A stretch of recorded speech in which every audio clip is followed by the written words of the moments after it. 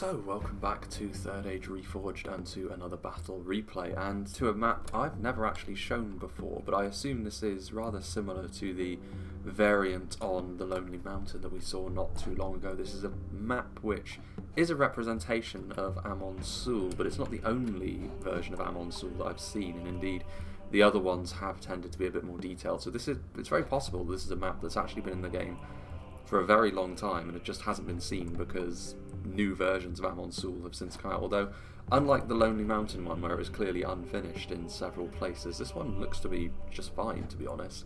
In many ways, actually, I think it might be better to fight on as a mechanical map than the other version of AMON SUL that I have seen before, because there is a little bit more freedom of movement for the attackers rather than just being funneled in to one spot on the map. So it should make for a more interesting battle, albeit it is still going to be very much an uphill struggle in every sense of the word for the attackers, because it's one of those where they are going to have to go up a steep incline. It is going to be quite choke pointy, and if the defenders can set up their defences in the right positions with artillery and rangers, being that this is on the older version of the game as it stands, they should be able to do some really hefty damage to the attackers as they move forward. I believe this is lore friendly as well, in the sense that I think it's Rhudaur and the Misty Mountains comprising, actually no, Rhudaur and Angmar, so that's even better, comprising the entirety of the attackers, and I believe it's going to be the other petty kingdoms of Arnor which are on the defence, Cardolan and Arthedain, so that makes an awful lot of sense, doesn't it? Either way, we'll be talking about the map as the battle goes along, I'm sure. For now though, we shall start off with the army composition, starting off with the attackers, and here we have Order 66 playing as one of the two Angmar forces. Angmar are going to be worth their weight in gold as an army on a battle like this, because they are able to take a real beating, and there's going to be no avoiding taking a lot of damage in this kind of situation, given the choke pointy nature of any version of AMON SUL that you see. The Guardians of Cardolan here don't have the armour upgrade, but that's not too important. Their big shield value and the already substantial armour value that they have pre-upgrade is going to help them out there. And I kind of like the rusted look for them. It makes them seem like a little bit more of an orcish force rather than anything else.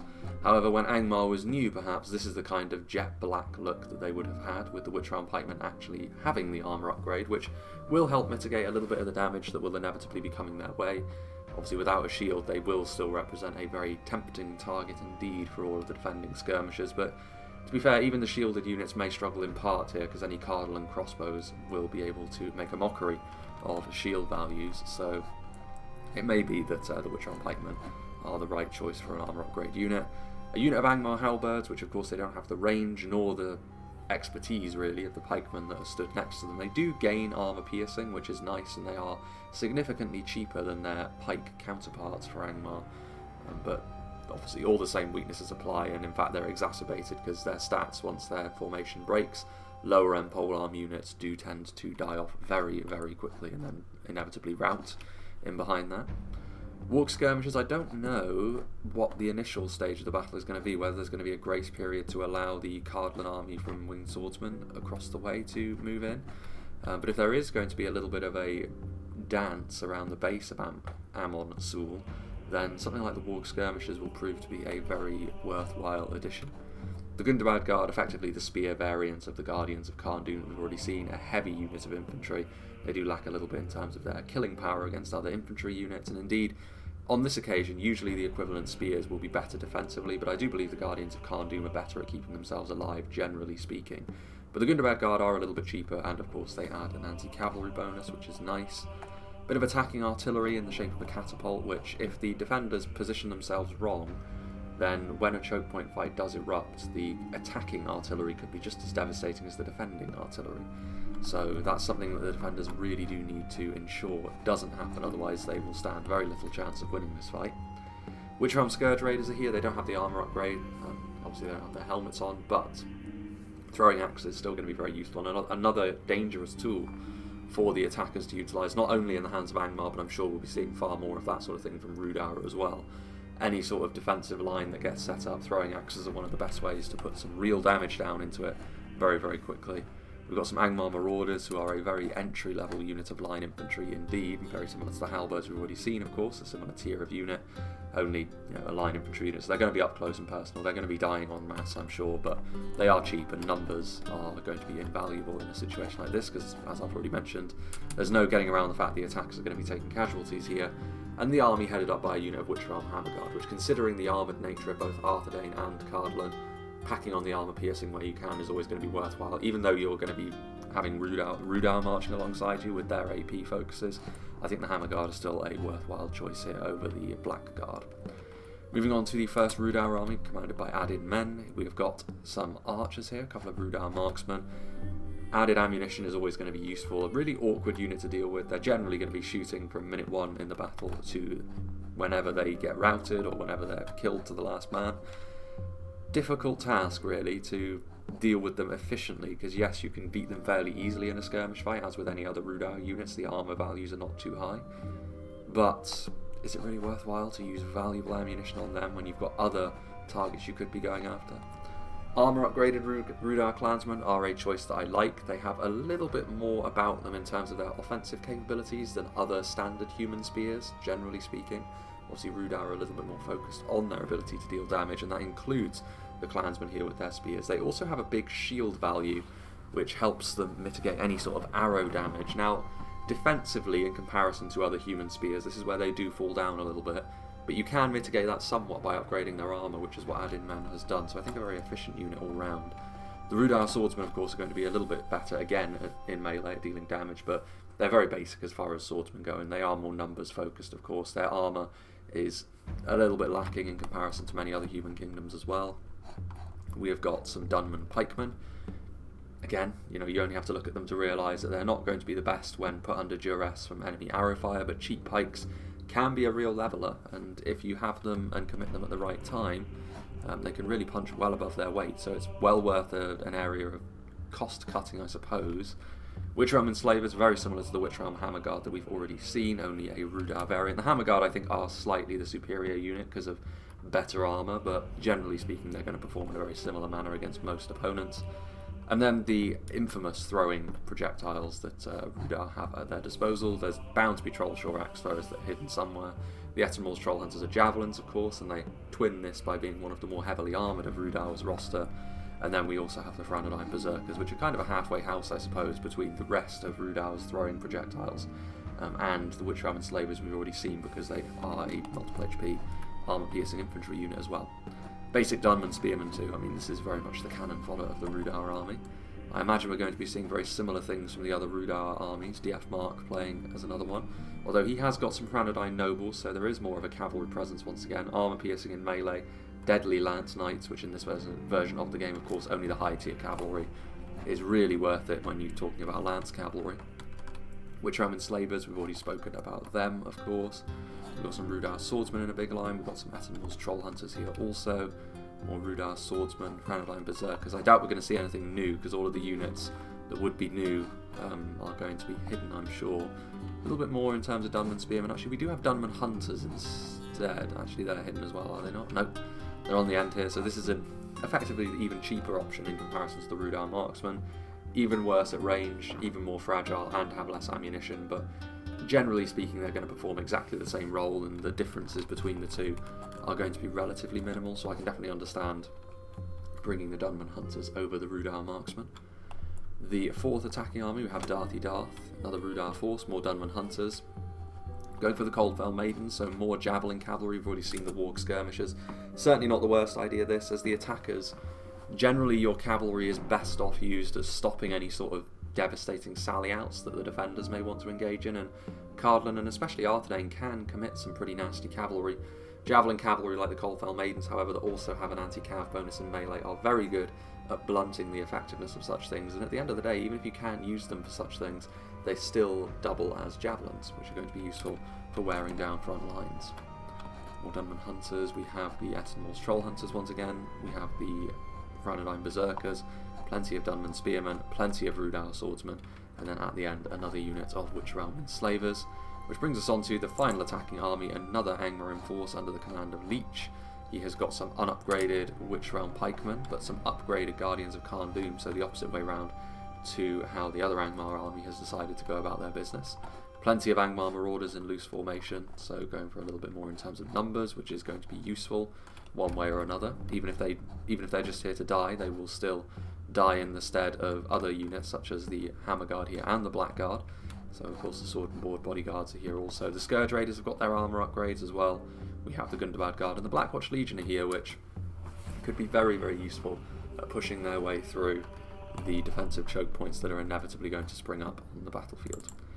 As for the defenders, we shall start off with Hertumihai, who is playing as one Cardolan army, and he's gone for a lot of cavalry, so already we're going to see potentially the Coldfell Maidens, Arthedain Nobles and Warg Skirmishers really be able to earn their keep here. Cardolan's cavalry is good as far as shock cavalry goes, but they don't really have much else in terms of effectiveness. The Royal Court of House Rhudaur, good as multiple HP lancers. They're not knights, they don't have really an effective anti-cavalry bonus, but they are very heavily armoured. So we have seen in the cavalry versus cavalry battles that have occurred, generally speaking, you know, these heavy cavalry units can hold their own, but Cardolan need to do more than hold their own and break even with cavalry when they're bringing this much of it. Dunedain Commanders is an interesting choice. We haven't seen this unit for a long time, and that's because they are relatively expensive single HP lancers, which tend to be not worthwhile at all in this patch. So we'll see if Hertumihai can make the most out of them, but it's going to be a challenge. The Tharbad Riders, the one thing they do have going for them is they do actually have the same charge value as Knights, so that does help them, but they have low morale. They have a real tendency to rout even after a pretty successful charge if the enemy are in high numbers around them. So they can be a little bit more difficult to use, but I have seen them used effectively at the very least in this version of the game, so Hertumihai does have a chance there. Hearthguard of AMON SUL, very much fighting on home turf. Obviously defending skirmishers is going to be very, very important, as they always are, to the defenders' chances of winning.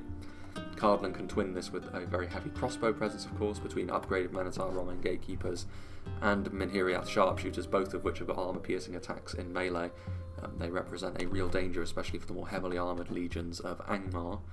We have got some Gwathlo trackers here on the front as well, so Dunedain Rangers, plenty of arrows going to be heading towards the enemy.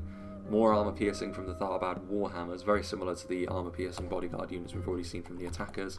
Wardens of Tir Gorthad, a couple of units of Greenway Garrison footmen for a heavy pike presence, and then to round things out, some basic line infantry from the Minhiriath men at arms. So a good army this. I'm not sure about the cavalry though. That could prove to be, I mean, it could work, but based on the compositions of the attackers, it's going to be tricky, I think.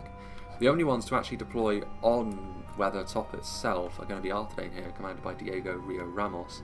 Some upgraded Arthedain marksmen, so skirmishing with the enemy isn't going to be too much of a problem with Arthedain on the field.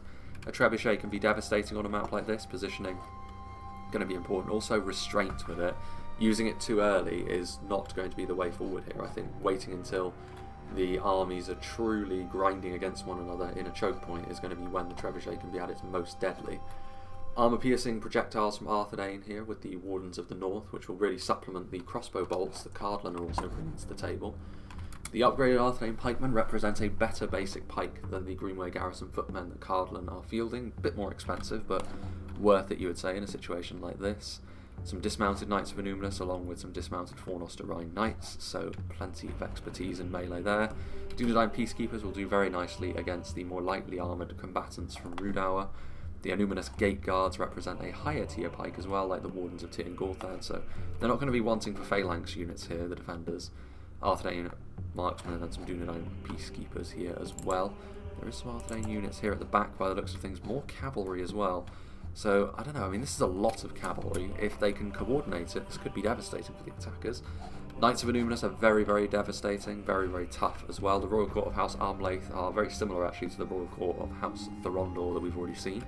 Neither are going to be quite as spectacular as the Knights of Innuminus, but both, at the very least, are the kind of cavalry unit which can pull its weight in this version of the game, whereas these Fornoster Rhine Knights, it's much more up in the air whether they will be able to be used effectively or not, but there is 2 units of them nonetheless. And finally, last but not least, player sent me this battle replay, ever the supporter of the channel this year certainly, Winged Swordsman 44, playing as another Cardolan army, more Hearthguard of AMON SUL, more crossbows, unsurprisingly, looks like 2 units actually, of Gatekeepers, which is an interesting breach of the red limit there. 2 units of Minhiriath Sharpshooters, Rangers, unsurprisingly, Some regular Minhiriath archers, which can be used for regular skirmishing purposes. Tharbad Warhammers for the armour piercing. Wards of Tir Gorthad as another elite pike unit. 2 units of Dunedain captains, so this is looking like a very elite, more of an infantry focus here perhaps, with the Dunedain captains, especially with that armour upgrade, going to be very effective at dealing with the more basic troops from Rhudaur and Angmar. It's only going to be the really high-end stuff that they may struggle a little bit more with. Greenway Garrison footmen are here, Greenway Garrison spearmen as well, and then some Minhiriath spears and Minhiriath men-at-arms to represent a good solid block on the front line. Another unit of Dunedain commanders and more Royal Court of House Throndor, so a big cavalry presence, which I assume means that at least initially the first phase of this battle is probably going to be cavalry centric, because this much cavalry you can't really keep inside the town centre of the settlement, or in this case just at the top of the hill, because it's too much of your potential that you've got bound up and in behind your infantry, and by the time you use them the battle could already be out of reach.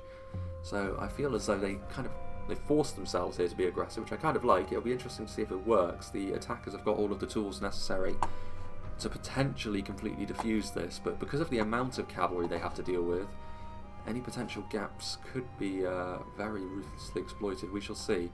I'm sure there'll be a cut of some description here, because I'm sure there'll be a little bit of manoeuvring, but it might not be as long as I was initially fearing based on the deployment, so we'll see, yeah. When the first blows are being struck, I will rejoin the battle.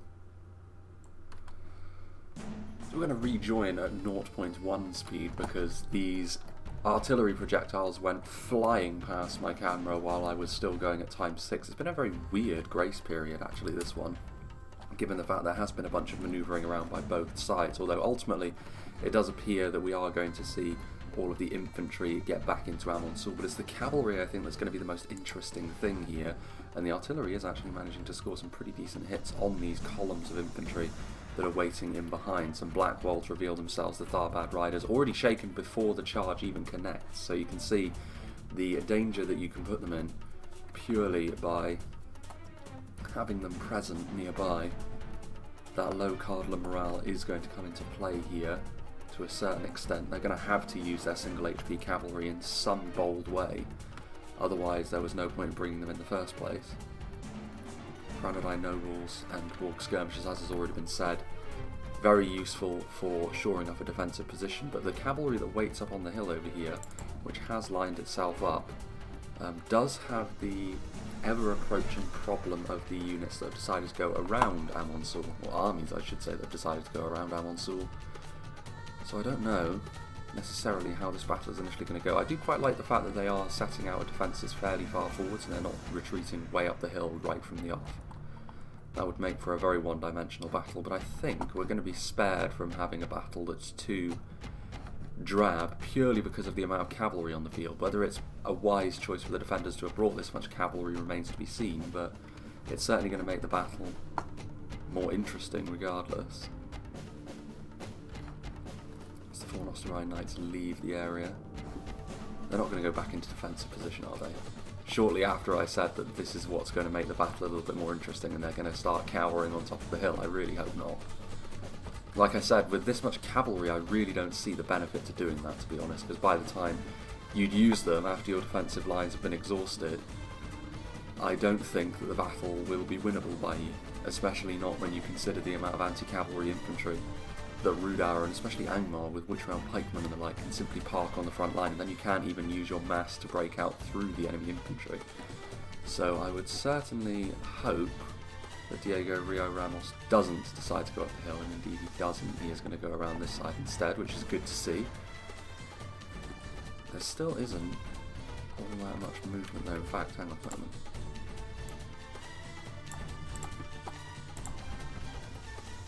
Something that I forgot to do at the start of the battle but has only just crept into my mind now. Have those Coldfell Maidens over there, so we're still seeing, I mean, there was a little bit of action from the artillery there, but it hasn't really been the herald of the start of the battle, but I don't really want to make another full cut, so we'll just go up to ×2 speed for the time being, just to hasten things a little bit. Over here, I mean, it is a little bit peculiar how slow, I have to say, the attackers are being. I mean, yes, there's a lot of cavalry around, but... Hello? What have we here?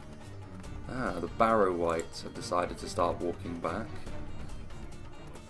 Although I don't fancy the chances of the Tharbad Riders when they're sandwiched in between the Wraiths and the Coldfell Maidens. Tharbad Riders are superior numerically, but they don't have the anti-cavalry capabilities that the Coldfell Maidens do. But a good little catch this, the Dunedain Commanders and the Tharbad Riders between them, although unfortunately the Tharbad Riders they're not getting their lances out, so this charge is going to be far less effective than it otherwise would be. But managing to get rid of a unit of Barrow Wights this early on, before the infantry grind has truly started, is a big gain for the defenders. We've seen how the Barrow Wights act as a... You can really use them as a crutch as Angmar. Another nice charge coming in from the Dunedain Commanders. I mean, this is an opportunity for the Dunedain Commanders to pay for themselves. Free charges against a unit which doesn't really have the ability to do too much damage in return, and is also a very important part of the attackers' efforts moving forward. The Coldfell Maidens are still a presence over here, but there's not enough of them at this stage to stop the destruction which is being wrought on the Barrow Wights. A pincer charge from the Tharbad Riders and Dunedain Commanders now. And also on the way are going to be some Arthedain cavalry units, some Fornoster Rhine Knights coming in here, charging in and surrounding the Coldfell Maidens. I mean, the Maidens, not as important in the long run as the Barrow Wights, but still managing to destroy them by overwhelming them with other cavalry units is still useful enough. Any javelins that they hadn't utilised at this point will also be gone. Meanwhile, the Dunedain Commanders are over here, armour upgraded as well, having a little bit less luck with the Coldfell Maidens that have got the support of their army nearby. So that is going to be the end of a unit of Barrow Wights here, which I'm surprised this unit of Barrow Wights weren't still over here and completely unsupported, to be honest. And this is exactly the sort of thing that having a lot of cavalry can allow you to capitalise on very, very quickly. We are starting to see a little bit of skirmishing going on the front now. The Dunman Hunters of DF Mark trying to soften up the initial front line, this defensive position that primarily Cardolan are occupying at the moment. There's a few Arthedainian units in here as well, but they've constructed their front line nicely. Shielded units are in and amongst there as well to offer support to the all-important pikes. They are going after the stronger Arthedain units though, so they are likely to get a little bit more value per volley, but stuff like the Minhiriath archers, skirmishing is presumably exactly what they were brought to the field to accomplish. So I don't see too many problems on the horizon in that regard. More skirmishers sweeping across the hills. I mean, you can see how large these armies still are. The cavalry may well be buzzing around, but they need to pick and choose their engagements wisely with their cavs still, the defenders. It might be better to allow the infantry to take a little bit more of the burden, leave your cavalry out in the open field a bit more. This, however, Royal Court of House Rhudaur moving forward. The javelin's actually not going after the cavalry that was charging directly into them. The Essenmore's Troll Hunters are spearmen in melee, of course, and if they get pinned in between them and the armour piercing of the Hranadai nobles, the Royal Court will do pretty poorly. So not the best of charges, that. The Essenmore's Troll Hunters scattered enough to the point where the charge didn't really connect with them that well. Coming in for another bite of the cherry, but this time the lances don't even go down, so not the best of starts for the heavy Cardolan riders here. The Essenmore's Troll Hunters are taking a lot of damage, but more so at the hands of all the missiles that are coming their way from the hill, more so than the cavalry's lances. The lances this time do come down. The Troll Hunters will retreat back in behind the spear militia, the Dunman spearmen. Infantry starting to wrap around. You can see here lots of damage being done by the Trollshort axe throwers, well known for how devastating they can be, but they're also in a position where they can't really be shot at easily by the defending skirmishers. You can see that the Minhiriath archers are able to hit them, but it's not ideal, and the Trollshort axe throwers have already racked up a pretty impressive kill count for themselves. I think they're also having to use crossbow bolts on them, which is far from ideal. Dunedain captains are in there. Definitely not the sort of thing you want eating those throwing axe volleys. Most unfortunate.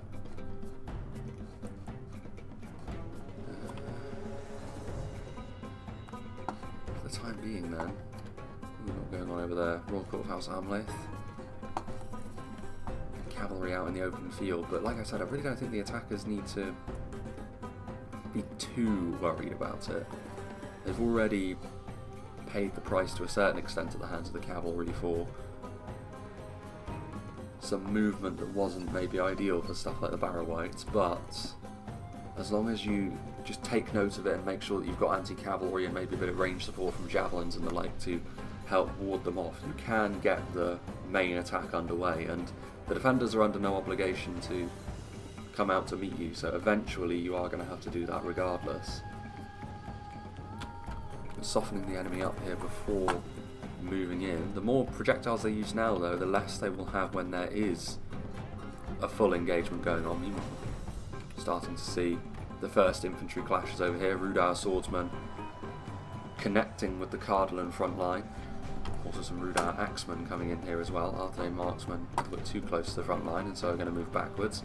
Certainly not enough Rhudaur infantry here to smash through the Cardolan front line as it is, and indeed a lot of these units are fairly fragile, so any missiles that are coming in, and there they come, are going to tear through the Rhudaur axemen pretty quickly. I don't know if they're going to be able to hold on the front line here, but it's good to see that the infantry engagement is now underway, attacking missiles also trying to make an impression.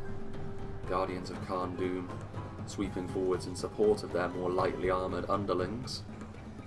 Although I say that, and they immediately rout in the face of, well, they routed and the Dunman Spearmen did rout. What caused that rout then? It must have been lack of numbers on the front line, Dunedain captains, and also you can hear the whistle of the crossbow bolts, which that kind of damage that quickly is going to be pretty scary. Interestingly enough, this front line over here is holding on more so, but they are still shaken. So, not the best of starts for the attackers here. The initial engagement going fairly poorly, but they have plenty of manpower to spare. More Rhudaur swordsmen coming in, but Rhudaur swordsmen are one of those units that Cardolan will be quite comfortable when dealing with on the front line, comparatively speaking to some of the other offerings that the hillmen have to offer. Gunmen spearmen trying to come in to keep the numbers reasonably high on the front line. And here we have archers and sharpshooters still in support, and their support has been very, very good so far, you'd have to say. The Tharbad Warhammers and Dunedain captains over at this part of the line, so, I mean, given the fact that bodyguard units were present, maybe in conjunction with those crossbow bolts, it's not that surprising to have seen a chain rout already. Fornoster Rhine Knights moving in. This is the thing, as soon as gaps start appearing, this is where cavalry can be very useful. Missile support as well, so the Atenmall's Troll Hunters not being allowed to be the supporting tool that Rhudaur would like them to be. Although, having said that, the Fornoster Rhine Knights are in a little bit of trouble. I mean, Rhudaur nobles will easily deal with them in melee, and they don't really have enough room to recharge that front line, which is a bit of a shame actually, because one recharge to this already shaken Rhudaur force may be enough to actually send them packing. There's clear projectiles coming in, so yeah, Dunedain range is already being utilised to a certain extent, and given the fact that blobs have already formed on the front line, I'm not too surprised by that. Yeah, they need to restart this assault over here, otherwise the attackers will be in danger of hemorrhaging too much of their manpower too early into this fight. Dunman pikemen coming forwards with Snaga stalkers as well. Nothing too high tier at the moment. The Rhudaur clansmen hopefully will be made of slightly sterner stuff than the units that were here previously. Again though, look at that, there's still routing going on. The more depleted pikes, but they can't really afford too much more of this. I mean, given the fact that the defenders have elected to defend from the front a little bit more, exposing their army, but this has proven to be actually the right call with how much more room this is giving the defending archers and artillery and crossbowmen. Meanwhile, Royal Court House Armley clattering into some exposed Dunman spearmen. They need to be a little bit careful. Spearmen and knights about them, but mean, it's pretty chaotic here. You can see what units are routing, what units have routed and then came back. There's a lot of units fleeing, and this is, I think, maybe a golden opportunity for the cavalry to now be used. And Arthedain are doing just that. Maybe not as aggressively as I would suggest they could, but I think Rhudaur are probably feeling the pressure at this point. They realise there's not too much they'll be able to do if Arthedain truly decides to commit forward. Black Wolds and Witch Realm Enslavers are going to be made of significantly sterner stuff, but with Cardolan's bodyguard units backed up by pikes from both of the Arnori and Petty Kingdoms, even this quality isn't going to be enough to splinter this front line in the way they would like it to. Some of the elements of this front line are looking a little bit thinner now for the defenders, but they have plenty of reinforcements that they can utilise to shore things up. Blue Line captains moving forward, obviously the catapult also here. Some routing from Cardolan, maybe a little bit of friendly fire, and the sheer weight of force from the attackers now is also giving the defenders a taste of their own medicine, given the routing they've already inflicted upon the attackers. But now you can see the numbers are starting to ratchet up, and I mean, there are some men-at-arms ready and waiting. That artillery scoring some good hits, but there are gaps appearing, and this is the sort of thing where the attackers can continuously now rout Cardolan. Cardolan's morale problems on display for all to see. And so as much as the defenders have done good works here, the momentum has shifted pretty quickly with that large-scale attack from the other armies, and now Cardolan, I think, are going to struggle to get their army back organised, so they may have to retreat to the base of the hill, if anything. Otherwise, a lot of these gaps are going to be exploited, and I think a lot of these skirmishers are also going to be engaged in melee. Blue Line Peacekeepers easily going to be able to kill off these Dunman Spearmen. Good opportunity now, though, for the Cardolan and Arthedainian cavalry. Charging into the pikemen is a bold move. I mean, initially those charges are going to go quite well. Is that going to be enough to rout them? No, I don't think so, and that could be enough to rout the Tharbad riders if the pikes start getting some decent skewers onto them. Interesting to see there's still a fair amount of bodyguard units, a fair amount of higher end units as well still here. The attackers need to continue to send infantry units forward to keep the pressure up, otherwise the quality of the defenders will allow them to salvage the situation down here, which is the last thing the attackers will be wanting to see. Blue Line Troll Slayers offering their support as well. Those javelins will do damage pretty quickly, and then they're not the sort of skirmisher that you can simply engage in melee and expect to get the better of it either. Even the extremely strong nature in melee that they possess. Very depleted cavalry, but still charging in, still causing problems for this attacking advance, which is still pouring units forward in a somewhat chaotic fashion. There's still a lot of attacking, or defending cavalry I should say, on the periphery of this battle. The Arthedain cavalry is all but gone, but there's still a few Cardolan units scattered around. Attacking artillery now trying to do its thing, scoring some good hits actually. Less so on the gatekeepers, but very much so on the Guathlo trackers. God of AMON SUL have their spears out. Not much of this assault remains. Still some cavalry over here, this time it's the Dunedain commanders. We'll be able to see how well the Dunedain commanders have done at the end of the battle, but certainly they've been a presence. Whether their kill count is going to reflect their active nature in this battle, we'll have to wait and see. They're going to need to be very careful here though, with infantry all about them. There may only be Angmar marauders, but there's still far too many of them for them to remain in this position and expect to get away with their lives. Fairly healthy Rhudaur house, the Rhudaur actually, all things considered. 14 of them. Getting a nice charge, that should be enough to rout off a few more of the Rhudaur units. Morale has been a big factor in this battle for both sides. One of the attacking generals has fallen, but I think that's a part of one of the armies which has already seen enough combat to the point where they're not going to be a huge presence going into the late game.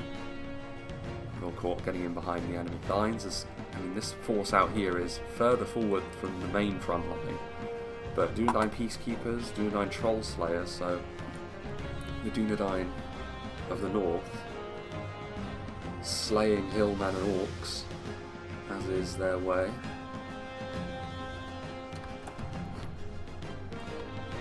Pikes on the way forward to help reinforce this forward position that they still occupy.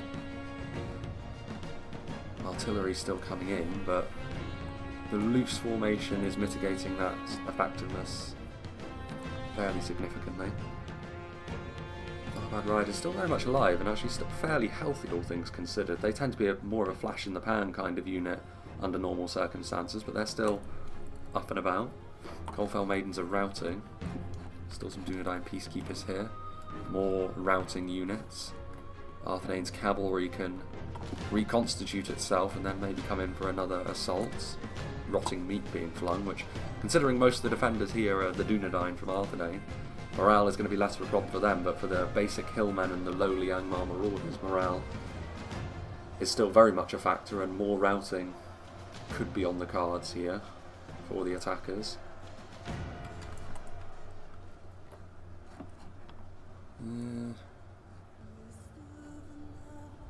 Don't want to be hitting their own men with too much rotting meat though.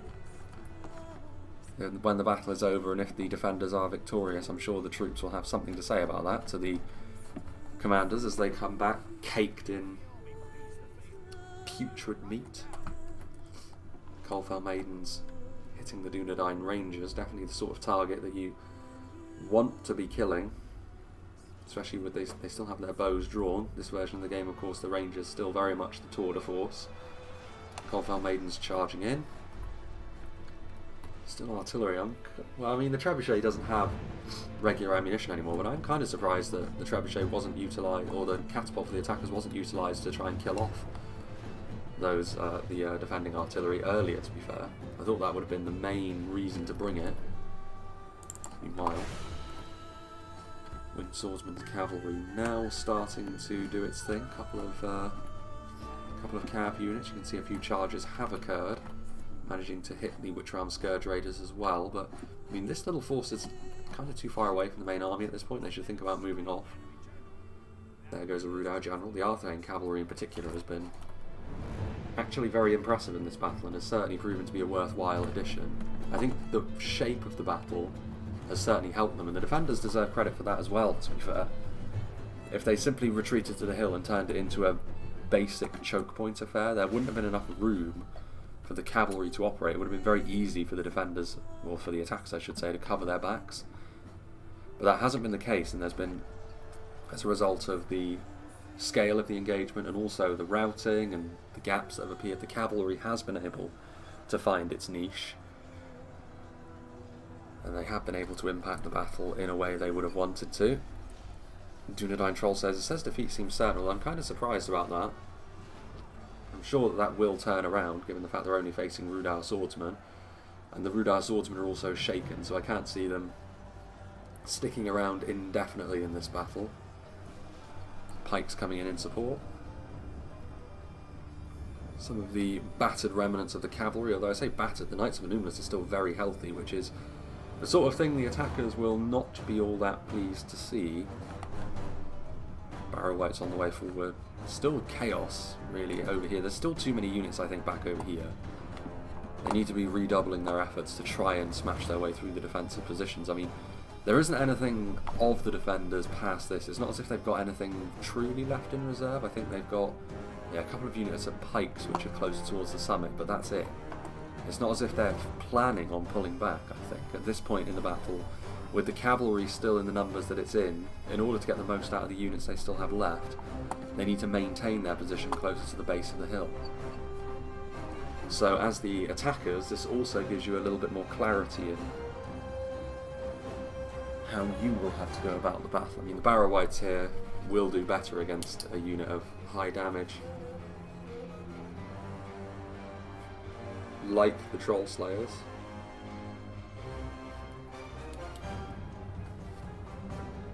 Pikes slightly less so, but the Barrow Whites are at their most effective when they have something with a little bit more gumption alongside them in terms of damage dealing potential. The Barrow Whites are a great tar pit, but they're not going to win you much on their own.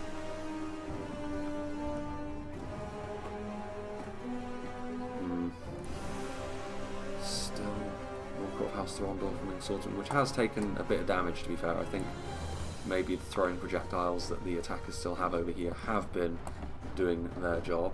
Meanwhile, exposed Witch Realm Scourge Raiders, however, being hit by Dunedain commanders. And this is pretty much a whole unit of Scourge Raiders that have been flattened as well, so more good targets being got at here. This is something else. I mean, this is the first time we've really seen the Warg Skirmishers, and I'm surprised about that. I mean, surely the whole point of the Warg Skirmishers was to act as a cavalry deterrent. They're still too healthy and still have ammunition at this late stage, even after the cavalry has been ravaging the attacking ranks, so maybe the Wargs should have been used sooner.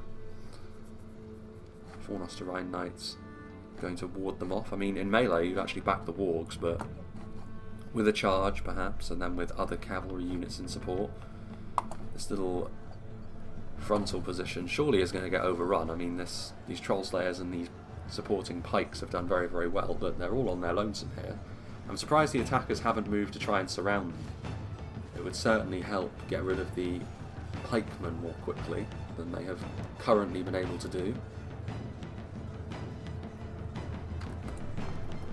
Just in behind, the Troll Hunters linger.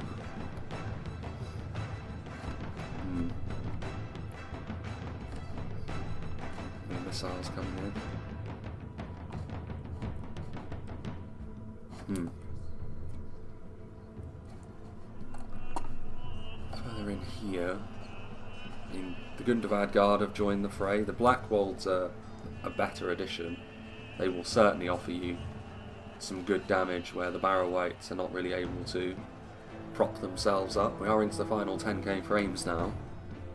I think the attackers are maybe considering their options here, because this cavalry makes any advance they engage in difficult. They need really all of their strength at the front so they can smash the defensive line to splinters. The problem with doing that, though, is that will fully expose you to cavalry. Clear projectiles. Yes, indeed. Attacking rangers. Arthedain rangers.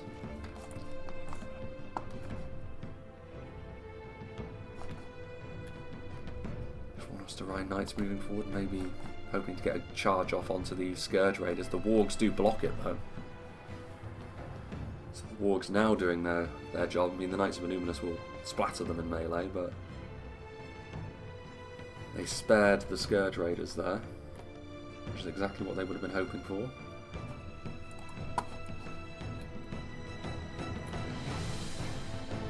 Gundavad Guard.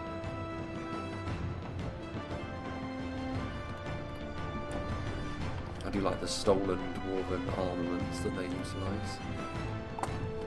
Not much of Swordsman's cavalry remains over here, I don't think. Only 8 Royal Court of House Rhudaur, and there isn't really any obvious targets to go after. Maybe just throwing them in and trying to kill off as many of these Troll Hunters as possible is going to be the play he goes for. Especially with the attentions elsewhere, the Javelin volley isn't going to be forthcoming initially. But as spears, which are ready for an attack, you can see that it's not a devastating charge really. No losses of any riders though, so maybe rather incidental losses for now, but it's all going to add up in the end for both sides. It's not really an obvious victor emerging here. Really don't know. The cavalry still needs to be used effectively if the defenders have a chance. They need more Warg Skirmishers. I mean, the Fornosterine Knights are in far greater numbers, but this still isn't really a particularly efficient engagement, even with the morale starting to collapse for the Wargs. The Wargs are now away from the defensive position, though. You can see that they're starting to set up a bit of a defensive square with all of their pole arms. One Royal Court from this unit still remains, and surely this is going to be the end of him, facing off against a cluster of spears as he is.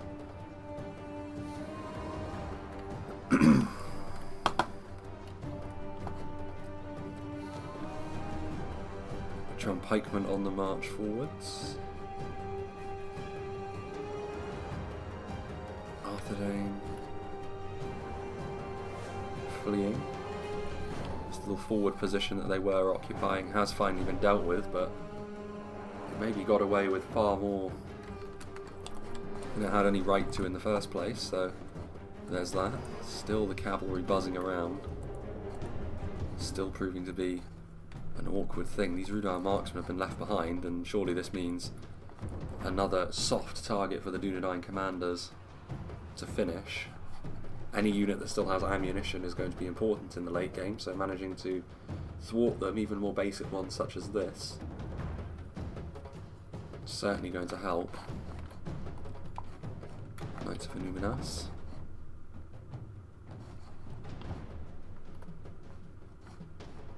Much more difficult now though with spears and pikes around, but the problem is they're in a what would be considered a defensive shape here, the attackers. The attackers have to be the ones to move forward, especially considering the fact that they are in full view of the full range of Cardolan crossbows. So the longer they stay here, the more damage they're going to take, and ultimately the more likely a defending victory becomes.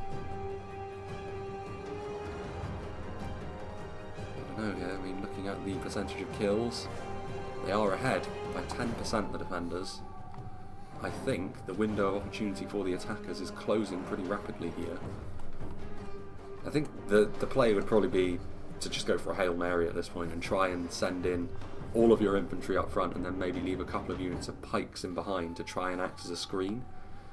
Getting into that position though is where gaps are going to appear and charges are likely to have a pretty heavy toll, but I don't really see anywhere else that the attackers can take this battle at this point if they want to be competitive, because the longer they stay here, the more the remaining projectiles for the defenders are just going to whittle them down to the point where they're not even going to be able to mount any kind of effective assault in the long run. And you can see here that sending forward partial units like this isn't going to be the answer either, because they're simply going to rout in the face of a solid front line. Mostly Cardolan at this point. Hearthguard of Amon Sul, Warns of Tí and Gorthad make for a pretty defensive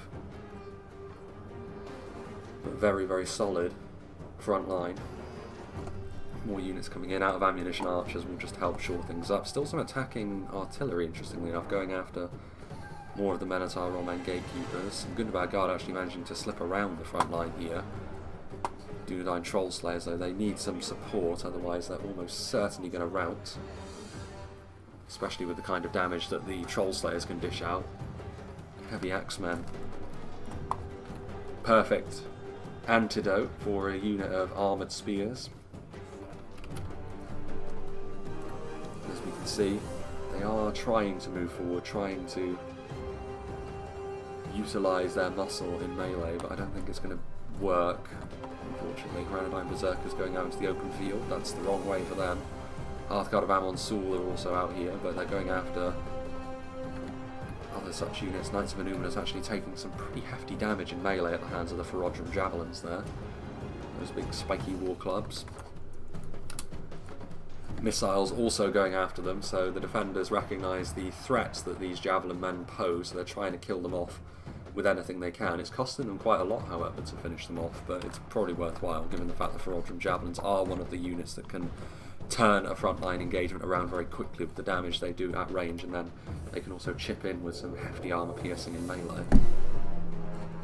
More Rhudaur units going out to the open field. Rhudaur Berserkers being chased by Hearthguard of Amon Sul, which is weird. I mean, Rhudaur Berserkers will beat them in melee, but maybe they want to use their ammunition. They are going to turn around and try and use it now. They will succeed, and that will be pretty nasty.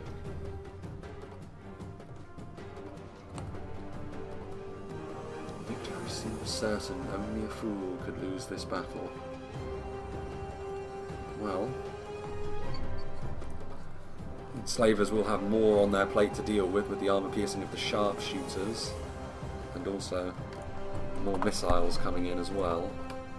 Yeah, I was going to say, those Arthedain pikes at the top of the hill will probably be necessary.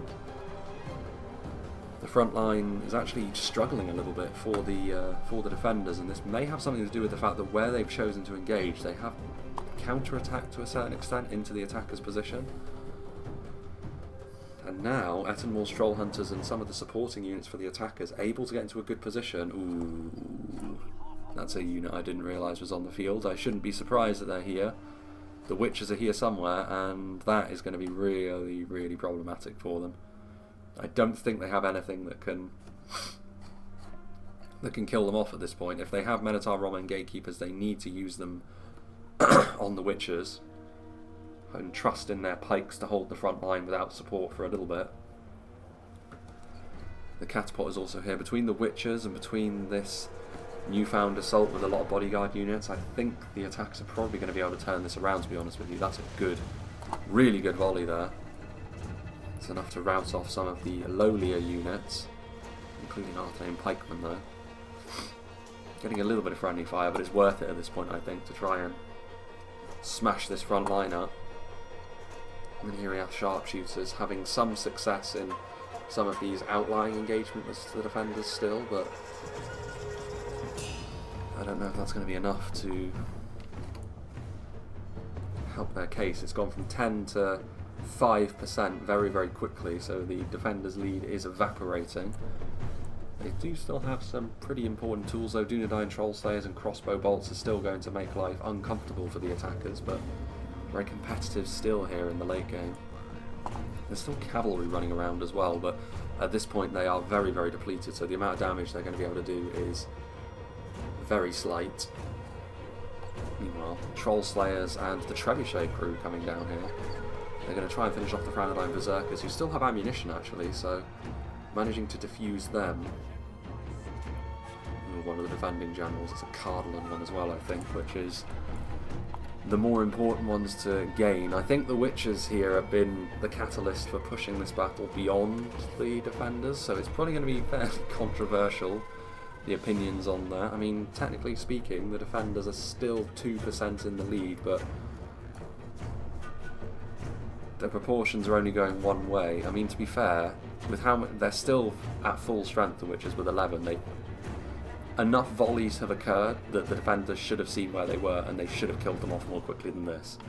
So for those volleys that we just saw, the defenders got no one but themselves to blame. The initial ones, it's fair enough. But anything after that, considering you still have crossbows and Wardens of the North, you really need to be focusing them down. And they didn't, so they may very well have ended up paying the price for that. We'll see. They are still technically in the lead though. One of the Angmar generals, there you can see he is part of the Witches. Dunedain Rangers, and obviously the Gatekeepers are going to be strong in melee with those halberds. I don't really think they've got the luxury of trying to pull back at this point. They don't have enough infantry, just generally. Trying to use as many of their missiles as they can, but the attackers continue to pour forwards. Some Arthedain pikemen out in the open field, which is a bit weird. Some units which are going to try and attack from the side now. And it's pretty much all you can see from the attackers, but they still, even though the proportion of the armies favours the defenders, in terms of sheer numbers, the attackers still have more. So it's going to come down perhaps to a bit of quality. Unfortunately, though, late game pole arms are going to be a threat here, and considering there are still a few Witch Realm pikemen for the attackers as well. In comes the catapult. Hammer guard. I mean, in terms of quality, the attackers still have what it takes, I think, so they still have the quality, they still have the numbers, as well as the defenders managed to do throughout this battle. I think where they chose to have that engagement with those Animals Troll Hunters firing up the line, I think that was a big mistake, you know. Trying to defend too far forward still, when that would have been the time to maybe get back into shape and be a little bit more conservative. Leaving gaps, however, for javelins is going to be devastating for you, and I think that they may live to rue that decision. There goes another attacking general, though. But I don't believe it's going to be too important at this late stage. Pikes now also guarding the rear. I don't know how much cavalry there still is. I don't think much at all. Still the Trebuchet crew and some Guatho trackers returning, but yeah, I think it's fairly clear to see at this point the attackers are probably going to be victorious. Wardens of the North. It is actually a Winged Swordsman's army that falls first. One of the Cardolan armies. There isn't too much left now. Very good battle this though. The attackers rallying in the late game actually was quite impressive. The early and the mid game, the defenders were definitely the dominant force and were good value for their lead, but a few missteps going into the late game, maybe a little bit too much overconfidence, and the attackers ruthlessly exploited that. Yes, I think the Witchers certainly played a part in that, and they are a little bit of a crutch. The damage they can do is basically a punishment for not paying maximum attention at all times, which can be a little bit much, but ultimately, every volley after the first one, the defenders have to take some of the blame as well, like I said. And they were still firing at other things at the time. And there we have it. 3% in favour of the attackers now. So this is going to be an unsalvageable situation from here. Most of what remains are Angmar from Order 66's army. A few scattered remnants of Rhudaur units as well. The balance of forces is evenly matched, are you sure? Cardolan Berserkers may well be able to correct that assumption. The ones in the north are very strong, but not so strong that they can take on all of these Black Iron legions, all on their lonesome.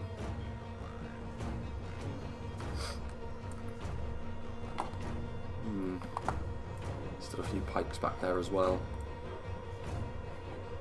Routing units means that this isn't going to be a perfect numerical representation, but both sides have had to put up with routing in this battle.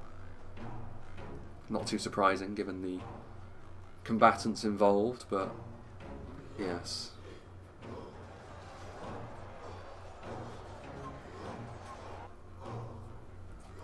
Ooh, what's this? Minotaur and Gatekeeper's routing.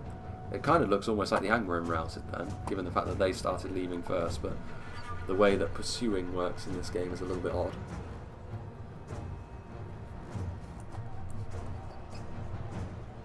Enslavers, not many of them left, still a unit of Barrow-wights. And there we have it. Infantry gone. AMON SUL will fall, the Witch King's march south will continue. And that's it for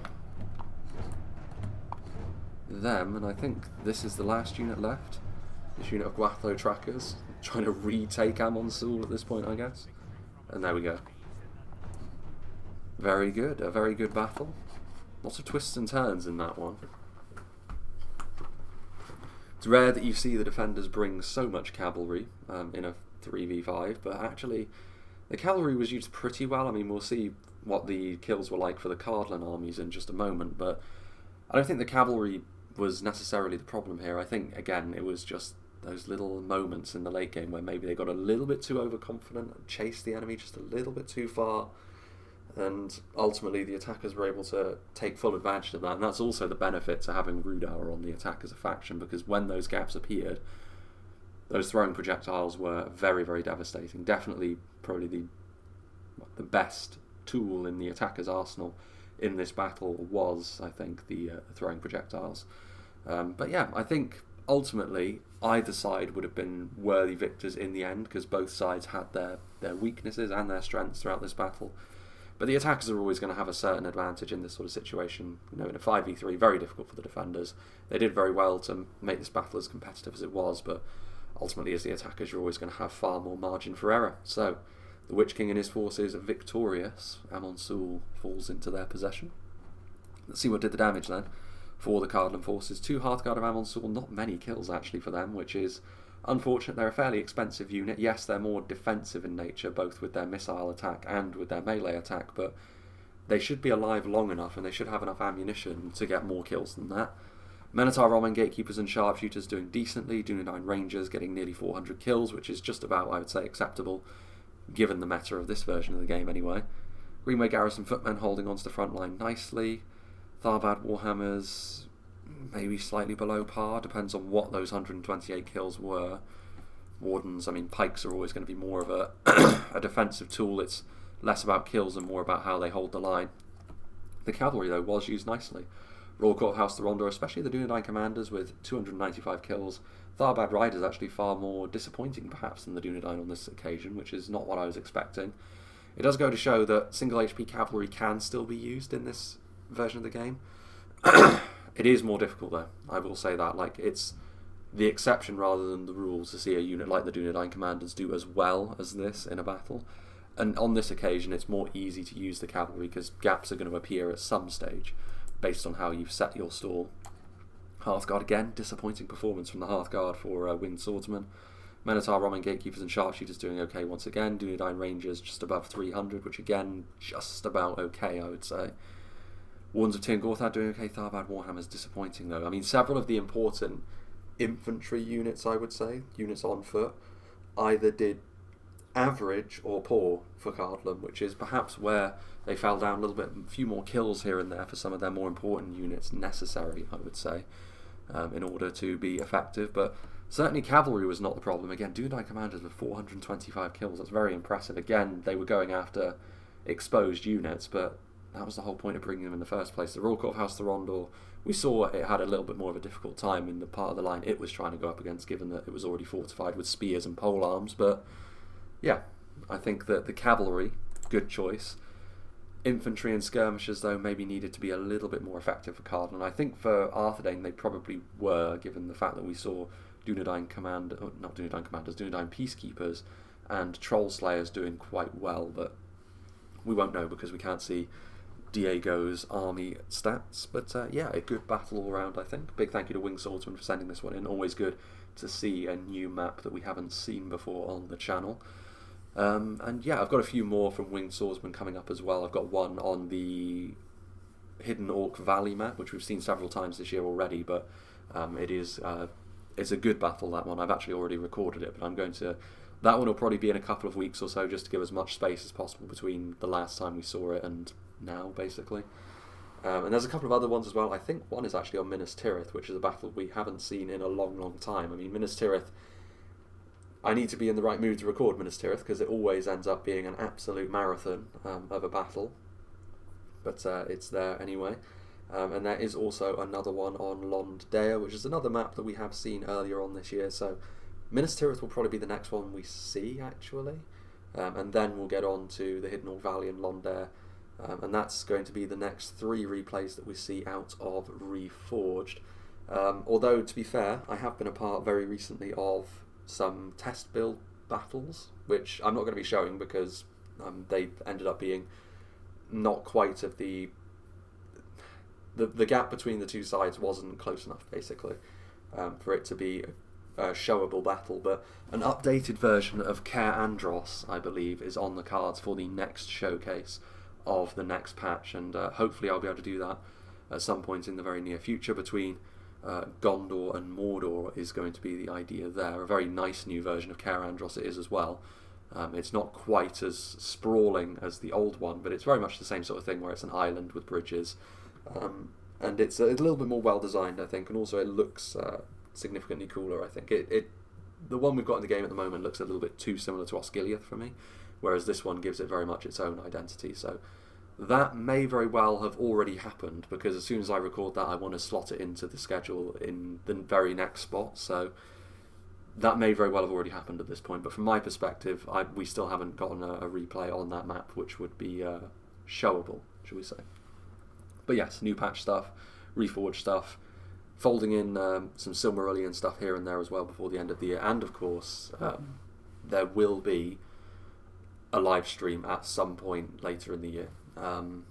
By this point, I mean, it is getting towards the end of October by the time this replay will come out, to be fair, so it's very likely that at some point during November or very early December I will be doing a live stream, because I'm 99% sure I know what's going to be happening moving into 2023 now, and it should be good news for both myself and for my opportunities with the channel. There's still a few things that can change around, of course, but hopefully I will be able to take the channel out of the de facto survival mode that it's been in ever since I arrived in South Wales. but we'll see. I mean, there's still things that can change. I'm not taking anything for granted, but it's looking good in that regard. So yeah, enough rambling. Big thank you to Winged Swordsman 44. Big thank you to all the players for being a part of this battle replay. I hope you enjoyed this, and I hope you'll join me for whatever is next.